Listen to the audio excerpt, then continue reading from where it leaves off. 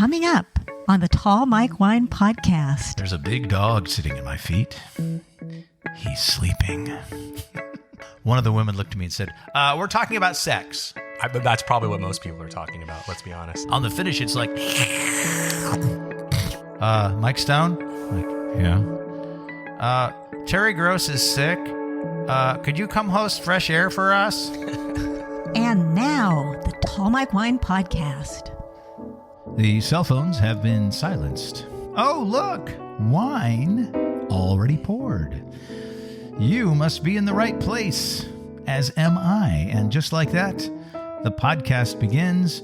I'm Mike Stone. Get ready for some wine conversation, some wine, and a whole lot of what we classify as other.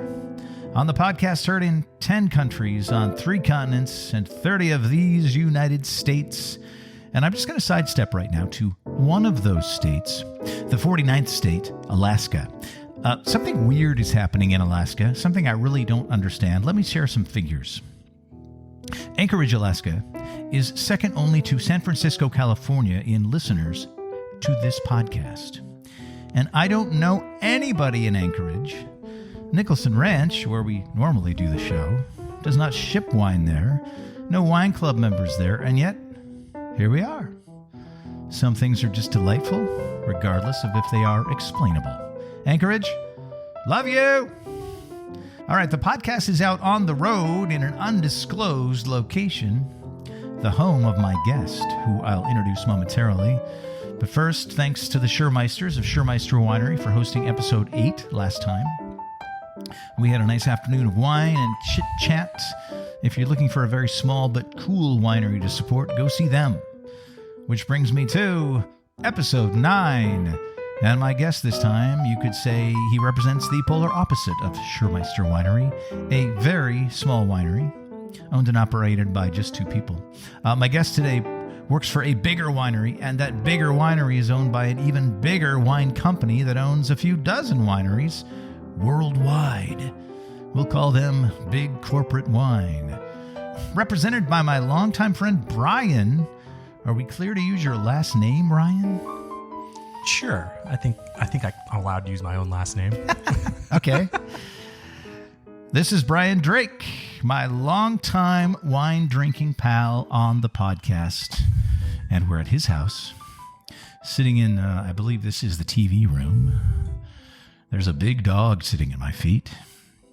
He's sleeping. We hope. He's fine. So, Brian, how is life in big corporate wine world? It's wonderful. I work for a couple of nice, larger entities, but the wines are fantastic, and it's a different dynamic, but it is an exciting environment. Amazing to see how a program kind of on the larger end of things is managed. That's true. The wine is good. I've had a lot of it. You're not working for $2 Chuck. I can reveal that. Can we talk about who you work for, or would you rather not do that? The thing is, when you work for big corporate wine, there's big corporate wine. I don't know, what would you call it? The corporate people that say, if you're going on a podcast, be careful what you say. It's more that they have an entire legal team that I'd rather not have to interface with if I can avoid it. Right. So, you're only going to say nice things, and I'm only going to say nice things. I try not to say negative things on the podcast, even if it's, wine I don't care for. I just don't talk about it. Yeah, well. But we won't say who you work for, but what I do want to talk about are the specifics of your job, because I find it unique, and I don't think many people even know that your job even exists at wineries. Most people think about the tasting room where I work, but you work in a similar capacity, but not in the tasting room. Can you explain your job to me? Yeah, well, actually, my role has recently changed where I'm now the assistant wine club manager for 2 different brands. Okay. But for the last 3+ years, I was doing what is called direct-to-consumer sales, which you alluded to is very similar to tasting room sales. Because that is also direct-to-consumer sales. Direct-to-consumer. I'm talking to people we sell wine directly to. It's not going through a wholesaler that takes it to a store or a restaurant and then is sold to the consumer. Exactly. But you're not talking to people face-to-face typically. No. what the role entails is actually it's phone and internet sales, and you're developing relationships with the clientele, via a digital format. Essentially, you're trying to become their wine concierge here in California wine country. And obviously the goal is to sell them wine, but if they're visiting, you can set them up at different tasting rooms and set them up at your tasting room, hopefully, and even host them yourself as long as time permits. The one major benefit to a job like that in the wine industry is that you have a Monday through Friday work schedule. So you do get to keep your weekends, which is pretty rare. It's almost like, the wine industry is a bit like the restaurant industry, other than the late night hours. Right. You work in a tasting room, you don't have to work nights, but you do have to work at least Saturdays, because if you're going to work in a tasting room and you just want to dabble, one of those days you're working is going to be Saturday. Even if you want to work 3 days, like, no, you're working Saturdays. Because Saturdays is all hands on deck. So you sit in an office, and I think you told me during COVID, mostly you sat here in this room or somewhere in this house, and you talk on the phone a lot. So yeah, I've been home since March of last year. It's worked out quite nicely just with my, personal family situation. The commute has been better than ever. I commuted from my office to the room we're in now, about a 30-second commute.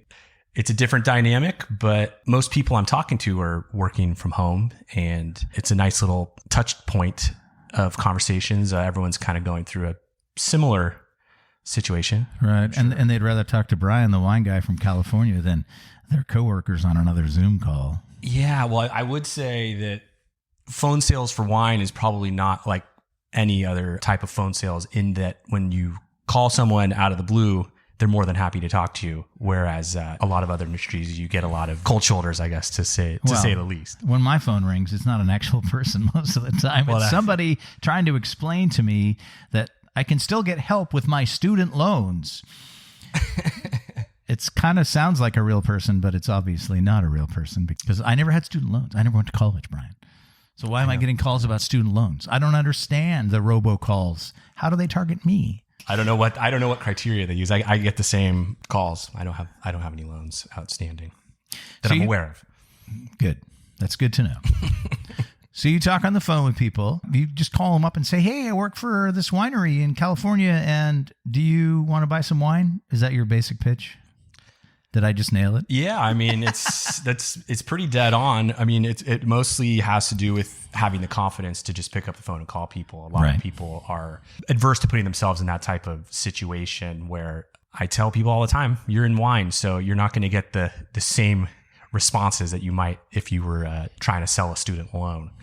But no, I mean, you put together different promotions. I'm fortunate where I work because we have a lot of old vintage wine, so we typically have some good wines to offer. It's not always a sales pitch. It's kind of more a scarcity play sometimes. So letting people behind the curtain and letting them know what's available to them. And, it's not something that's going to be on the website available for purchase. And we're not offering deep discounts. We're more trying to pick out some gems for them to add to their cellar. And you're not just cold calling random people all over the country. You're actually calling people who probably have heard of your winery, maybe even have visited your winery, right? You've got some kind of a phone list, a mailing list. Yeah, so it's all data driven. A lot of the people that we're talking to are wine club members. Some are newer members with very little buying history. Some are long-term members, and you can get in there and really see what wines they're into, what wines that you should be offering them based on prior purchase history. And if you've had a chance to meet these folks, even better, because that FaceTime you're getting with folks is, you're their old pal Brian. Exactly. I actually had someone want me to autograph the wine club newsletter we had sent out. And it never actually happened, because their next visit to Napa, they're folks from Minnesota. I didn't happen to be at the winery that last trip. Oh no, you didn't get to autograph it for them? I did not. But can't you just mail it to them? I could have. I think the newsletter is more valuable without my signature on it. So I think they're in good shape. Your job it's not so cut and dried. Like I said, I work in the tasting room and I'm direct to consumer. You sit in an office on the phone, you're direct to consumer, because you're reaching out to people. I am waiting for them to show up at the winery, or mostly now it's all like I'm waiting for the people that have reservations to come to the winery. So my people are already in wine country. They're on a trip to wine country. they're ready and primed to sit and taste wine and talk about it and hear me talk about it. And eventually, of course, I'm going to say, how many bottles can I box up for you, or something cheesy like that. You aren't sitting with people tasting the wines. You just have to describe the wine to people. That's got to be a real challenge. Yeah, it's challenging. I think if you have, connoisseurs that are somewhat savvy and they follow the different vintages here in Napa and Sonoma, I think leaning on prior quality vintages to describe whatever wine you're releasing, looking at wines that they've probably had from your winery, right, and letting them know that this wonderful 2011 vintage wine I'm selling you, it's just like the 2007. That's a joke. Though some of the 11s are coming around. I've had 11s. People talk about the 11s in the Napa Valley still. Oh, what a rough year that was. I'm like, you're in California. You're in wine country. There are no bad years. There are years when things maybe didn't go the way you wanted them to, but if you know people who know how to make good wine, they made good wine in 2011. The 11 vintage wines, people are a little adverse to that vintage, but they're not bad. They're just different. Well, as time has gone by, they have shown to be very ageable wines. A lot of times when you have those big, sexy, fruit-forward wines right out of the gate, they don't age as long, and you have the little tighter, a little more rustic style of wines. Those tend to be able to hang on longer, and they'll actually really start to show some character in their... If it's a Cabernet from Napa, 8th, 9th, 10th, 11th year, they really start to come around. Exactly. I have to say, I know you enjoy your weekends, but you're missing out by not working in the tasting room. Well, I can come visit you while you're working. Well, I just came from the tasting room. This is our first evening recording of the podcast, by the way. And I was in the tasting room at Nicholson Ranch all day long. I have a few stories. A lovely group came in from Las Vegas today. 7 people. They spent a few hours at the winery. Believe it or not, they are in the wine business there, making wine in Las Vegas from California grapes. Vegas Valley Winery is the name of the winery.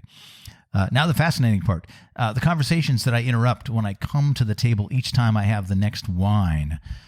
I could probably have a podcast just about those conversations, I think, because when people are, having fun, drinking wine, you pour wine for them, you tell them about it, you walk away from the table, and you come back, and a lot of times they're not talking about the wine anymore. They're talking about other things. I come back to this table today, and before I even got to the table, one of the women looked at me and said, we're talking about sex.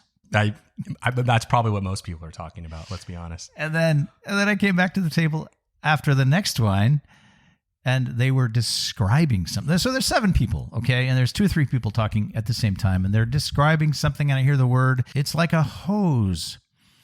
And then somebody else says, it's like this long, and they're holding their hands like a foot apart.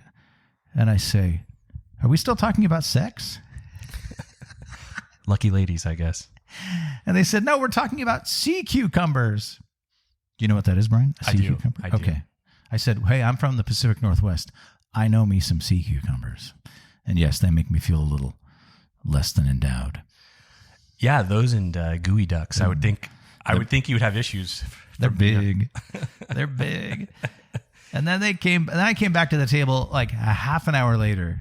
They were just about done. And I said, what are you guys talking about now? And they said, we're talking about Kim Jong-un. He doesn't have a butthole. So, I find that hard to believe. So this is how far off the rails the conversation can go. Yeah. Do you ever wonder if all the wine you serve people is making them have sex later on that day?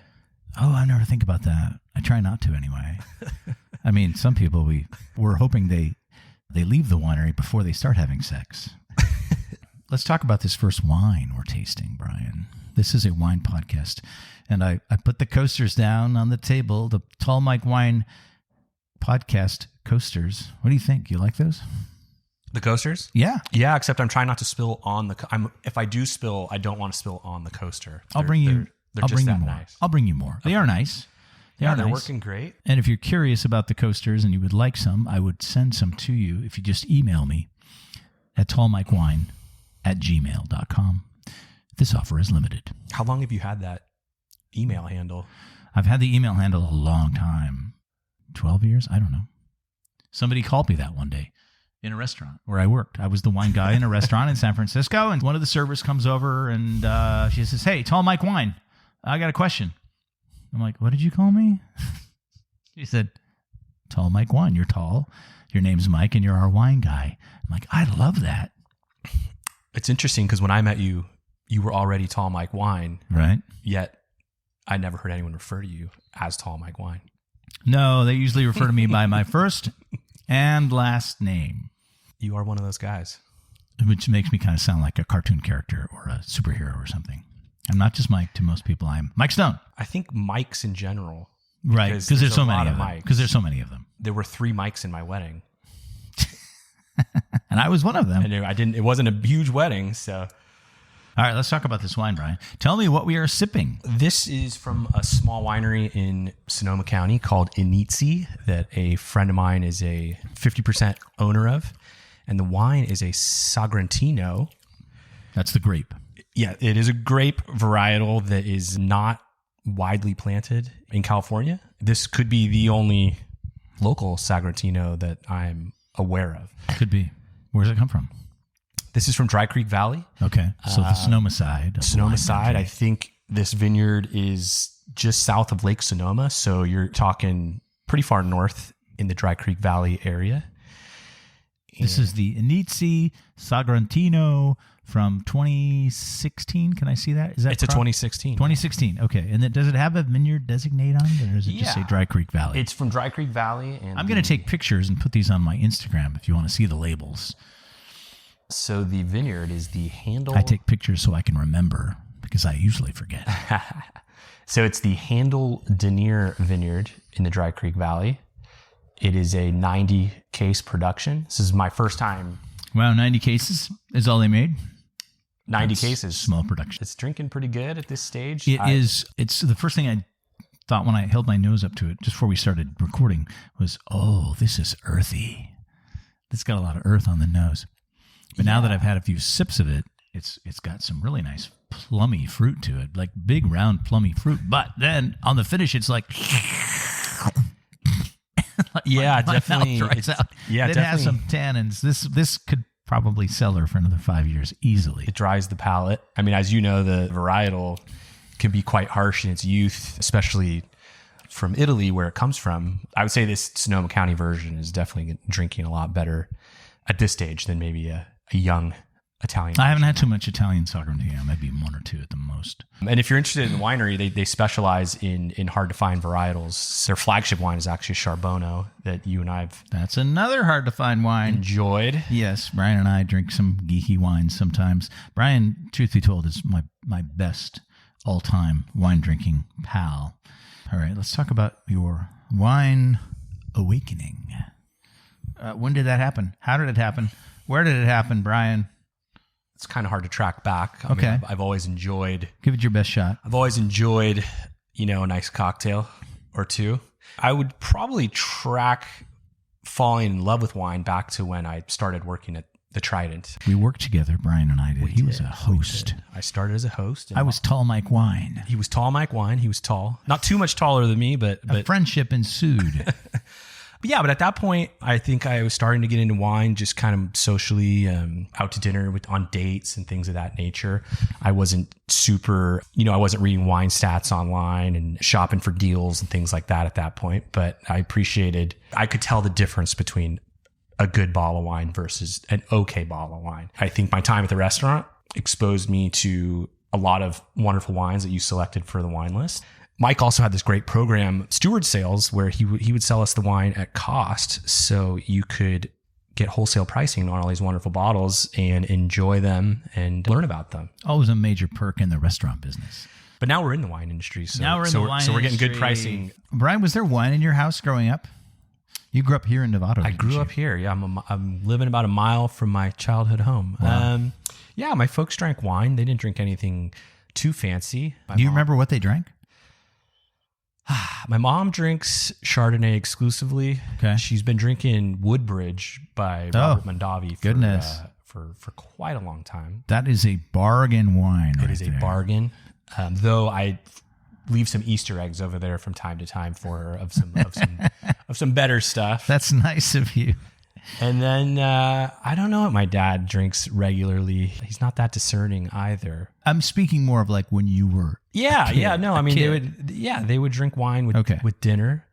My dad, especially just with dinner. My mom is an exclusive Chardonnay drinker. So you're talking, if it's Easter brunch, it's going to be Chardonnay, and Christmas dinner, it's going to be Chardonnay. Steak dinner, Chardonnay. Yeah, exactly. My parents had the bottle of Lancer's Rosé in the fridge on the special nights. Oh, interesting. Are you familiar? No. It was I think it a blush? Did they call it? They might have called. I think they called it rosé. Okay. They had all sorts of different terms for these wines in the 1970s, and the packaging back then for the Lancers was this bottle that was kind of weird shaped, and it looked like it was made of ceramic, but it wasn't, and it had this weird like pop top on it. But my mom would pull that bottle of Lancer's Rosé out of the fridge on specific nights. And then there was also Matus, which is another Spanish wine. Really? I mean, I always wanted to taste these wines because I was fascinated with food from a very young age. It was always like, oh, they're drinking this wine and they're making a big deal out of it. Let me try it. And it was always like, oh my God, what is it? Yeah. It was the worst stuff.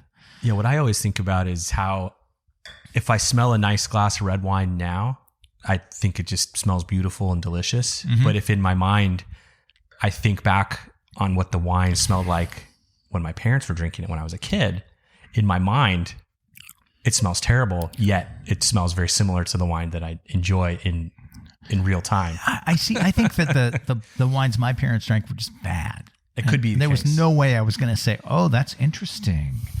My dad drinks wine from a box still. Yeah, I was going to ask about your dad because I know he's kind of like my dad, where if you were to, give him some nice wine, he could enjoy. He is happy to drink nice wine, but he'll send me a picture of his wine from a box once in a while. He says it's one of the better boxes, but I get the feeling when he sends me a picture of his boxed wine, he's sort of taunting me, saying in essence that his wine is just as good as my more expensive fancy wine. Why is that a thing with wine? I mean, I drive a fairly cheap used car. I love it because it gets me from point A to point B in relative comfort reliably, but I don't feel the need to taunt dudes driving more expensive, nicer cars with, hey, look at my beater car. It's good. Just as good as your car. Yeah, why is that a thing with wine? There were people that don't drink nicer wines because they just choose not to, which is fine with me. Some people like to say, oh, this really cheap stuff, I love it, it's so good, and they just want to rub it in your face. Yeah. Why is that a thing? I like to shop for good deals as you do, but I don't want that deal to be at the expense of a quality wine. So I don't know what people are doing with those super cheap bottles. I've encountered folks on the other end of the spectrum where if the wine is not expensive enough, right, then they don't want to drink anything beyond a certain level there. Well, step right this way. I've got some $200 bottles for you. Yes. Well, what I tell people is it's very easy to drink good wine if you're willing to spend any kind of money to get it. It's more, in my opinion, gratifying to find a great wine at a great price. Right. Typically, you're not going to find a great wine at too low of a price, but there are some gems out there. Ryan, we better get to that next bottle because I brought some wine too. Monty, the golden retriever, is still sleeping. He adjusted himself from my right side to my left side. He's still sitting at my feet.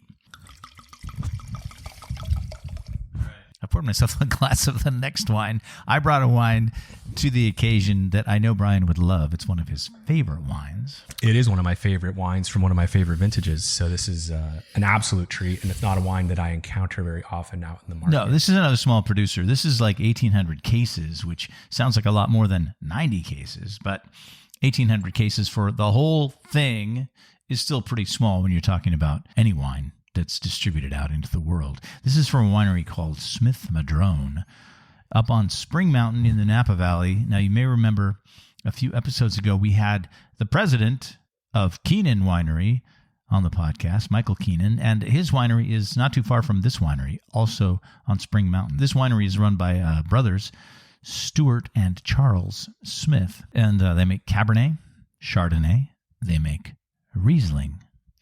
And all of the wines are great, but the Cabernet, of course, is the big fave amongst people who love the big reds. And this is mountain fruit, so about 1,800 feet elevation is where their vineyard is. Yeah, these wines are usually kind of a throwback style to those guys have been up there I think they may have owned that property since the late 60s. I don't know how long they've been making wine. I think it precisely was the early 70s when they bought that property. Is that when they bought it? They're one of the older wineries in Napa, I would say at this point, if you're talking post-prohibition. I'm having a little nose orgasm here. The nose on this wine. It's flowery, it's earthy, it's smoky. It's so nice. This is the 2012 vintage of the Smith Madrone Cabernet Sauvignon. Spring Mountain, Napa Valley. Yeah, like Nicholson, they're an estate right. winery. They have a vineyard on the property, and they make their wine from the vineyard. Simple, easy. And they dry farm too, right? Mm-hmm. So yeah, you get some good... No irrigation. So super small grapes, super vivid flavors in the wine. This has some really nice spice to it. Lots of violet on the nose. And you can tell on the nose that this is a throwback style. This is what wine people that have been around a while and have seen the trends come and go would say, oh, old school Napa Cab. They've probably been making it the exact same recipe. And when I say recipe, I mean the same barrel regimen, the same blend. This is about, I want to say this is like 85% Cab, and there's a little bit of Merlot and a little bit of Cab Franc in the mix, but not very much. And it spends 18 months in barrel. That's it. I'm sure they've been making it this way since the very beginning, since the late 70s. Yeah, I mean, this is my preferred style of Napa Cab if you can find it. I don't mind a big fruit bomb because they're, exquisitely drinkable, but I do like something like this that's got a little more to say. I mean, this is drinking great, but you could hang on to this bottle just like that Sagrantino. I would say they're... Yeah, I was hesitating before I pulled it out of the wine rack today. I thought, should I bring it? Because I only have one of them. And I've been carting it around for like 5 years. I thought, Brian loves this wine. And it's 2012, so it's time to drink it. It's good. Yeah, I try not to hang on to them. The key is not to hang on to them too long, while at the same time aging them long enough for them to develop the way they're going to in the bottle, the secondary and tertiary flavor. So I think I've hit this one right on the nose. Oh, yeah. It's just fine. Do you have any ribeye in the fridge, Brian? Could you just cook me one up right now? I wish I could. It deserves it. That's this is the sure. ultimate steakhouse style of Napa Cab. It's got some nice tannins on the end. It's got a little bit of bell pepper on the nose. Nice plush fruit. I'm very happy that I brought this wine. Yeah, and the tannin is obviously present, but it's nice and soft and integrated. It's not like that Sagrantino's tannins. No, I'm actually kind of hurt me. It kind of hurt my mouth. Yeah, well, the Sagrantino is interesting because being from Dry Creek, you don't expect a wine of that structure, to have those big brawny muscles to it. That's a big dry baby. Yeah, I'm kind of proud of it though that it achieved that level of robustness. It's pretty awesome. That was a gift, so I don't feel too bad about opening it. Very nice. All right, Brian, I've got more questions for you. What were some of the things you might have answered as a kid when a grown-up asked you what you were going to be when you grew up? I mean, I was a kid that really was into like building things. I had my own little workbench, I had my own vise on there and everything. You had a workbench with a vise? I had a Craftsman toolbox. I had a crescent wrench. You gotta have a crescent wrench. Something in a blue collar field was probably something. I was never that person that was projecting myself that far in the future, but I thought it would be something in a blue collar field. You thought you were going to build things, be a construction guy. Be a cop, be a fireman, be a carpenter. Joe Hardhat. Something tactile. Now you sit in an office and talk to people about wine all day. Yeah, well, if you like drinking wine, you're not trying to get rich, getting a job in the wine industry is kind of the way to go. Oh, it's amazing. It's a fun industry, but it's definitely not for everybody. So when you went off to college, did you go to Sac State? I did. I went to Sac State. Okay. This is actually kind of an interesting story because it's kind of the way I met Mike. So I graduated from college in 2008. Right. Wait. This is how we met? You're going to talk about how we met? Well, it's kind of how we met because I don't think I've ever heard this story. Well, it's not directly correlated to you. Oh, okay. But graduated in 2008 at the height of the crash.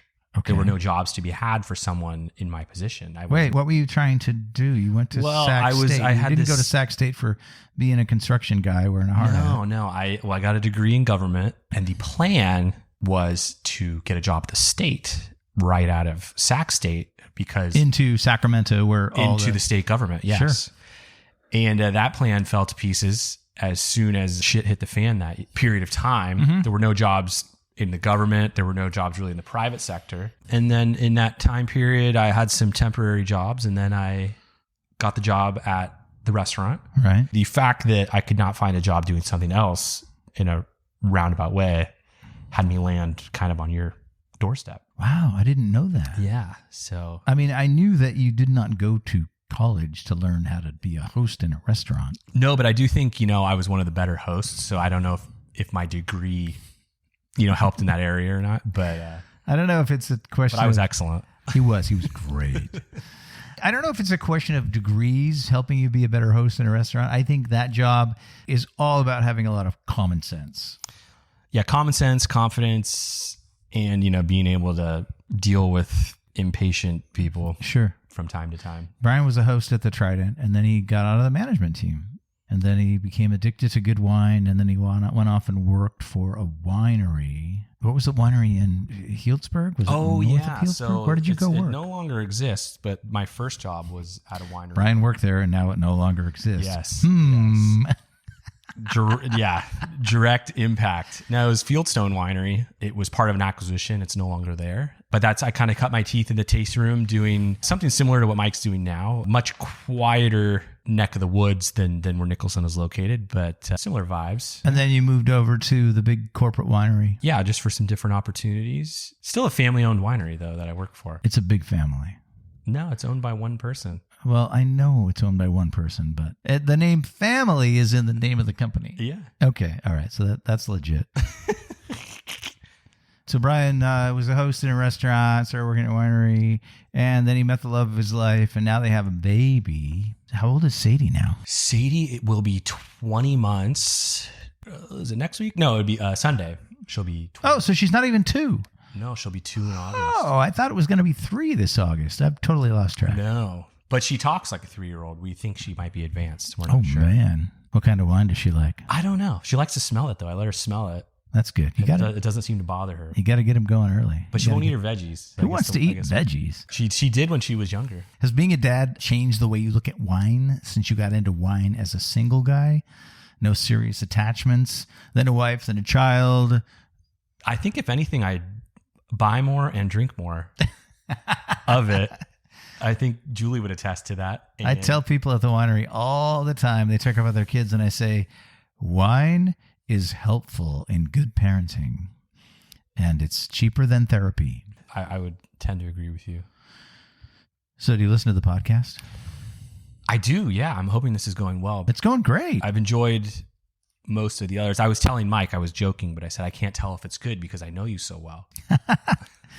But I think it is good. I never know if it's going to be great until I edit it down and make everybody sound brilliant and put the music behind it.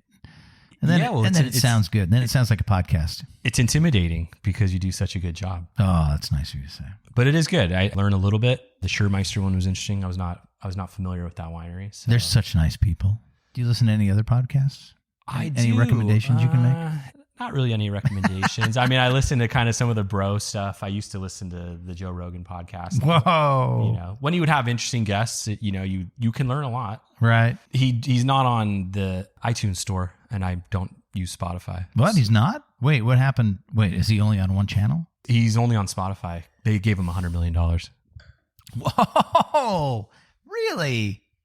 I didn't know that. You could end up being the biggest podcast on the iTunes store. I mean, I know that Spotify has Barack Obama and Bruce Springsteen, but they also have Joe Rogan exclusively for $100 million? He does put up clips on YouTube, but not full shows.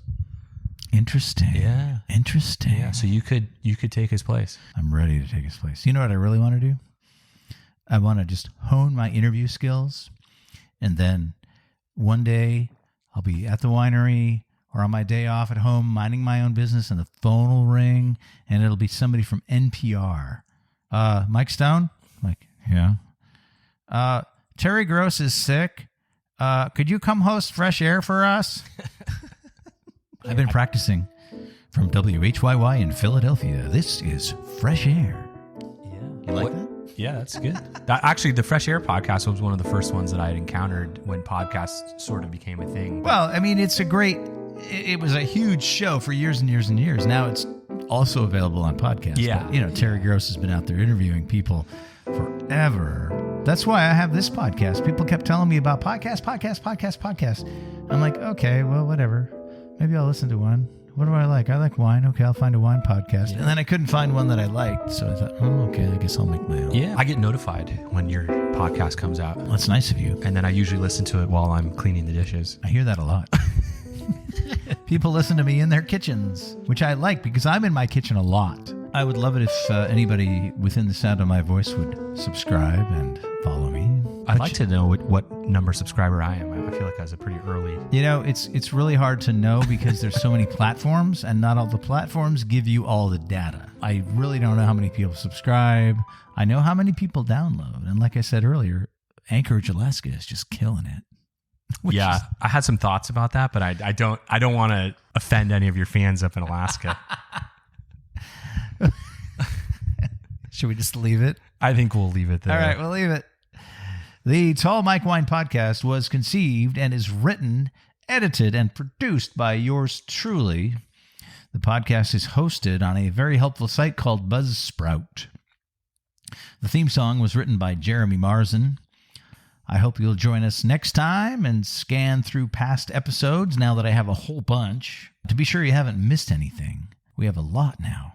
I'll thank you in advance for subscribing or following me on your favorite podcast app. Also, you can find me on Instagram at Tall Mike Wine. If you look at us right now, you'll see a picture of Brian and I and all these wines we're drinking. For feedback, send me an email, tallmikewine@gmail.com. Again, thanks for finding us this time. Until next time, I'm Mike Stone. Cheers.